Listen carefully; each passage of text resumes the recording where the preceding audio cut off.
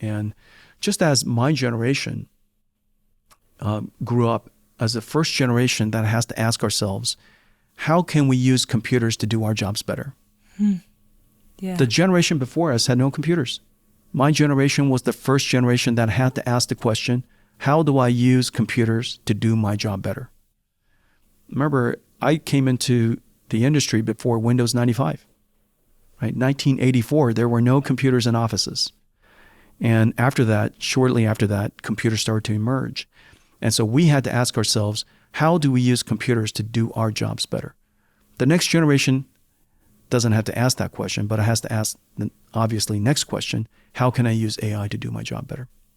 That is start and finish, I think, for everybody.